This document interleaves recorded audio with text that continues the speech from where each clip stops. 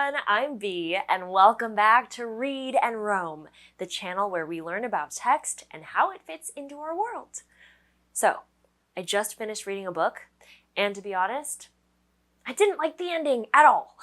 And I loved the main character, but I totally disagreed with some of the choices they made.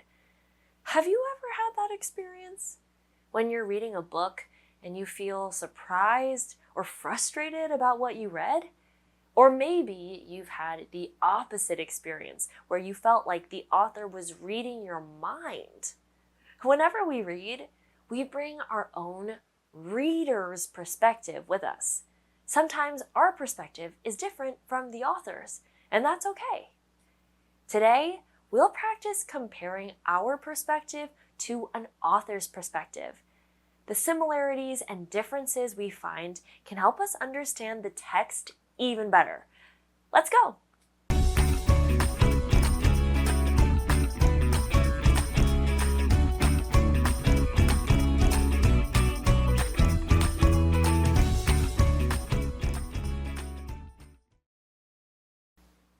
Last time we learned about the author's perspective, how their unique viewpoint on something affects what they write.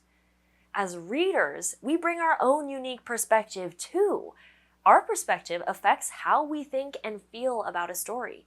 When we compare our perspective to the author's, it helps us think about where we agree and disagree, and about how the text connects to our lives. To show you what I mean, let's check out an example text. As we read, pay attention to the author's perspective, as well as your own thoughts and feelings. This story is called The City Mouse and the Country Mouse. A city mouse once visited her cousin in the countryside. For dinner, the country mouse served roots, acorns, and cold water. The city mouse nibbled a bit, but she thought the food was very plain. After the meal, the city mouse talked about her fancy life in the city. That night, the country mouse dreamed that she was a city mouse too, with all the luxuries and delights of city life she had heard about. The next day, when the city mouse asked the country mouse to come visit her in the city, she gladly said yes. When they reached the mansion where the city mouse lived, they found a delicious banquet left by humans in the dining room. There were jellies, pastries, delicious cheeses, and more. But suddenly, they heard a cat meowing and scratching at the door. Terrified, the mice scurried to a hiding place where they hid for a long time.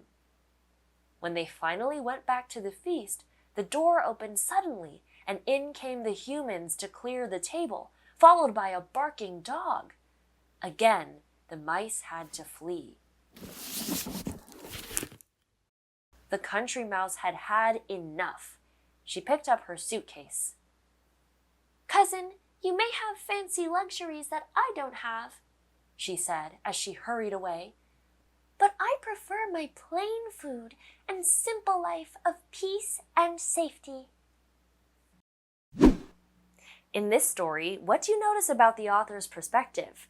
Which kind of life do they think is best? A simple but safe life, or an exciting but dangerous one? Based on how the story ends, it seems like this author values a simple, safe life, like the country mouse. Now, think about your perspective on the story as a reader. Do you think a safe, simple life is better? Or one that's exciting and dangerous? Or maybe something in between? Pause to record your ideas in your guided notes. You might agree with the author, disagree, or feel somewhere in the middle. And that's okay. There's more to comparing perspectives than just agreeing or disagreeing. If we notice that an author's perspective is similar to ours, then reading their words can help us feel seen and understood, like we're not alone in what we think or feel. Sometimes it can even teach us more about ourselves. For example, I really liked how the country mouse decides to go home when she's feeling overwhelmed. Like, I feel ya, country mouse. Loud, exciting events aren't always my favorite either. Because my perspective was similar to the author's, it helped me realize that's who I am. And that's okay. But what about when the author's perspective is very different from ours? When we feel like we just can't relate? Well, I once read a story about a kid who loved camping, sleeping outside, cooking over a fire, and hiking at sunrise. That's not really my thing. I prefer being at home in my cozy bed. But the story helped me understand why people love spending time in nature. I even learned some cool survival skills and facts about the outdoors that I wouldn't have learned otherwise. Reading a text from a different perspective is an awesome way to learn something new. How else can reading texts from a different perspective be a good thing? In your guided notes, pause to record your ideas.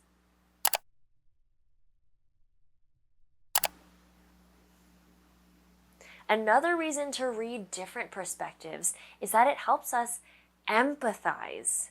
The word empathize means to understand and share the feelings of another person.